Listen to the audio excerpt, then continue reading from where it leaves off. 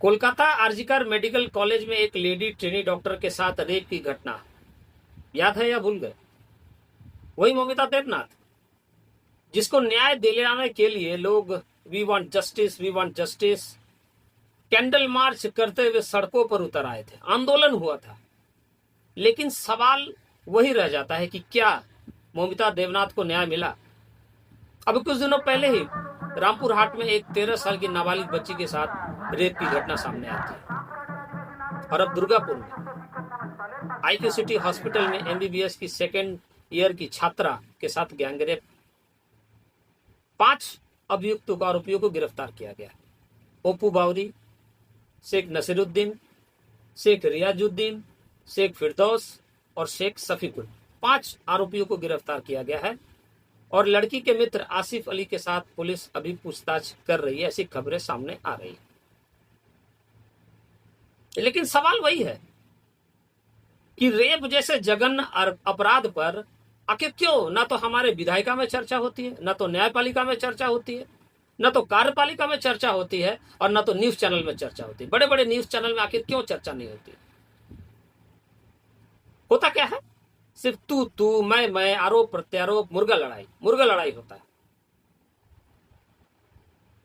87 rape cases registered daily in India.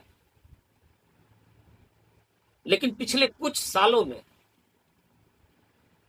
सालों में हमने देखा है कि रेप पीड़ितों के न सिर्फ चेहरे बदले हैं, हालात कुछ भी नहीं बदला, हालात नहीं बदला। और उसका मुख्य कारण है सड़ी गली न्याय व्यवस्था। कानून का तो जैसे किसी को डर ही नहीं है। हो भी कैसे? आप निर्भया कांड को ही देख लीजिए ना। उस निर्भया कांड में कितना ज्यादा हो हल्ला हुआ, मीडिया फुटेज मिला, धरना प्रदर्शन हुआ, लोग सड़कों पर उतरे, फिर भी रेप पीड़िता को न्याय मिलने में पूरे 8 साल लग गए।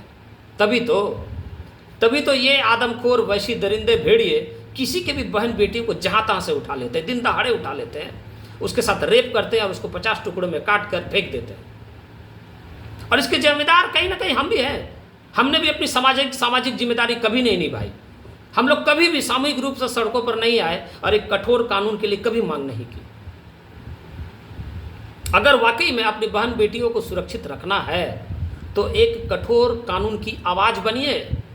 ये कैंडल मार्च और वी वांट जस्टिस से कुछ नहीं होगा, क्योंकि पूरा भारत देख रहा है कि कैंडल मार्च से कैसा न्याय हो रहा है। अगर वाकई में अपनी बहन बेटी को सुरक्षित रखना है तो ऐसे कठोर कानून की मांग कीजिए जिसमें सिर्फ रेपिस्ट ही नहीं बल्कि उसका साथ देने वाले, झूठी गवाही देने वाले, झूठे रिपोर्ट्स बनाने वाले, उसको छुपाने वाले, उसका सहयोग करने वाले को भी उसी तरह से दंड दिया जाए जिस तरह से एक रेपिस्ट को दिया जाता है। हर नुक्कड़ से आती है आवाजें शरणदासों की, अखबारों से रिश्ता है खून ताजा ताजा लाशों की। समाज क्या चलेगा सिर्फ राजनीति के नारों से, मासूमों की चीखें सुनाई देती हैं अब गली गली चौराहों से।